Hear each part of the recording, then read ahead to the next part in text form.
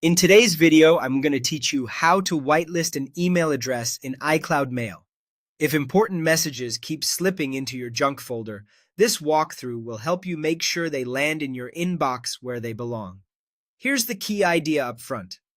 iCloud Mail doesn't have an official whitelist button. Instead, Apple relies on two signals.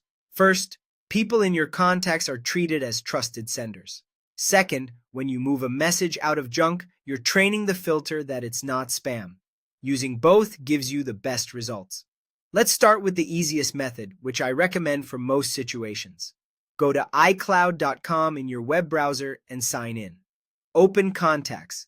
Click the plus sign to add a new contact. In the contact card, enter the email address you want to allow through to your inbox. You can add a name if you like, but the crucial piece is the correct email address. When you're done, click Done. That's it. iCloud treats contacts as trusted, so future emails from that address are far less likely to be marked as junk.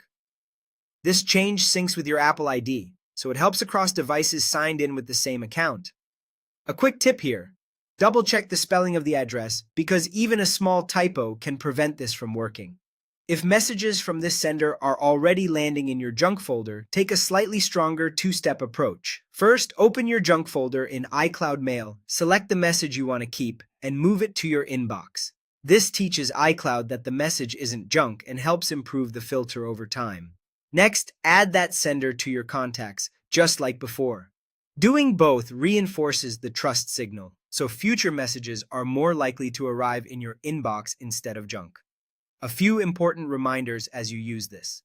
There isn't a single whitelist switch in iCloud Mail, so think of contacts as your allow list and moving messages out of junk as your way to train the system. Even after you've added someone to contacts and rescued a message from junk, it's wise to check your junk folder occasionally. Filters aren't perfect, and a quick glance can keep you from missing something time-sensitive.